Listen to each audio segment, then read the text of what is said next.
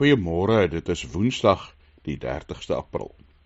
Vanoggend lees ons Handelinge 5 vers 29 tot 31. Petrus en die ander apostels is voor die Joodse Raad en hulle word verbied om verder te verkondig van Jesus Christus. Maar Petrus die apostel het geantwoord: ons moet eerder gehoorsaam wees aan God as aan mense.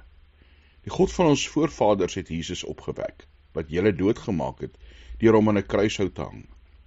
Hom het God as leidsman en verlosser tot aan sy regterhand verhoog, om aan Israel bekering en vergewing van sondes te skenk. Petrus sê nie net vir die Joodse Raad, hy moet eerder aan God gehoorsaam wees nie. Hy verkondig sommer 'n stukkie evangelie ook aan hierdie Joodse Raad. Aan die mense wat daar by hom sit, wat nou net vir hom gesê het, maar hy mag nie dit doen nie. Hy mag nie verkondig van Jesus nie. En dan vertel hy dit, dat Jesus opgewek is uit die dood, nadat hy in die kruis gesterf het. Paasfees se boodskap.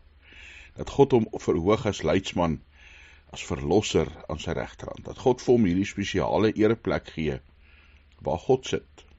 Dat hy daarmee bevestig, dat Jesus God is, sy seun is. En dan dat verlossing kom, vergifnis van sonde, deur bekering. Deur jouself oor te gee aan God, aan Jesus Christus, en om aan hom vas te hou as verlosser.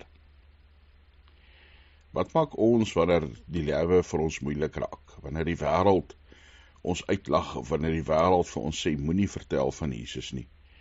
Moenie sê wat jy dink reg is nie. Hou ons op, hardloop ons weg, of sal ons soos Petrus nog steeds aanhou getuig, sommer daar en dan, nie met lang teologiese redenasies nie, maar kortliks, die boodskap van Jesus Christus deel. Mag God ons ywerig maak om sy woord te verkondig, deur sy gees toerus met die regte woorde, met die bereidheid, met die moed om te getuig. Hemelse Vader, dis 'n voorreg om u kind te kan wees, om te kan weet dat ons deur Jesus Christus vrygespreek is. Ja, Here, dat hy ons sondeskuld op sy skouers gedra het, vir ons skuld betaal het, uit die doodheid opgestaan het, dat ons ook kan hoop, kan weet, ons sal vir ewig saam met u lewe. Gee ons nou, Here, waar ons in hierdie wêreld is, deur die Heilige Gees, die moed en die krag, om te getuig, om vas te staan in ons geloof. Dankie dat ons as geloofsgemeenskap vir mekaar kan bid, dat ons mekaar kan ondersteun, Here, dat ons saam kan deel in u genade. Mag ons hierdie boodskap ook deel met ander. In die wêreld waarin ons leef, het u liefde so nodig. Ons bid, Here, vir elkeen wat self swaar kry.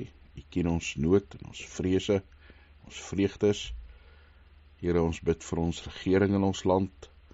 Ons bid vir elkeen wat u nie ken nie, dat hulle die voorreg mag hê om vir u te sê Vader. In Jesus se naam. Amen.